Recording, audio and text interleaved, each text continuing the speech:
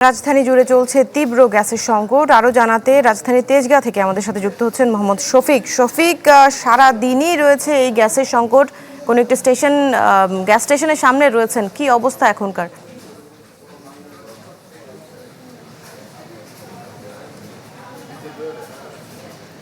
দৃষ্টি এখানকার যে সাউদার্ন ফিলিং স্টেশনে আমি রয়েছি, এখানে সকাল থেকেই আসলে সব ধরনের গ্যাস সরবরাহ কিন্তু বন্ধ রয়েছে। অর্থাৎ যে গাড়ির চালক বা গাড়ির মালিকরা এখানে গ্যাসের জন্য অপেক্ষা করছেন তাদের যানবাহনের জন্য, তারা কিন্তু সেই অপেক্ষা দীর্ঘায়িত হচ্ছে।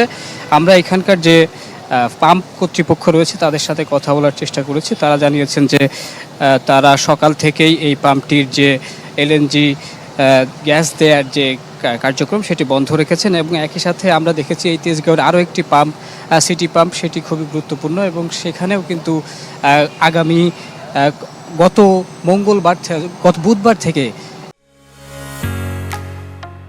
ঢালাইয়ের সেরা প্রিমিয়ার সিমেন্ট সরবরাহ বন্ধ রয়েছে। এবং এরকম কিন্তু বেশ কয়েকটি পাম্প রাজধানীতে আসলে তারা পর্যাপ্ত চাপ না থাকায় আসলে গ্যাস সরবরাহ বন্ধ রেখেছেন। এবং যে কটি পাম্পে আসলে গ্যাস সরবরাহ করা হচ্ছে সেখানে দীর্ঘ লাইন আমরা দেখেছি। এখানেও কিন্তু দেখতে পাচ্ছেন যে গাড়ি কিন্তু অপেক্ষায় রয়েছে, অর্থাৎ গ্যাস না দিলেও এখানে যারা গ্যাস প্রত্যাশী তাদের দীর্ঘ লাইন আমরা দেখতে পেয়েছি। এবং এই লাইনটি কিন্তু বেশ লম্বা, আমরা বাইরে গিয়ে যদি দেখাতে পারতাম সেটি ভালো হতো। তবে আমরা দেখেছি রাজধানীতে কিন্তু এই ধরনের যে মানুষের ভোগান্তি সেটি বাড়ছে।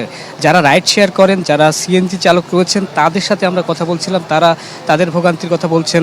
তাদের যে জীবন জীবিকা সেটি কিন্তু এই গ্যাসের উপর নির্ভর করে। অর্থাৎ তারা গ্যাস নিয়ে কিন্তু তাদের যে ভাড়ায় চালিয়ে তারপর যে উপার্জন হয় সেই উপার্জন থেকে তাদের আসলে জীবিকা নির্বাহ হয়।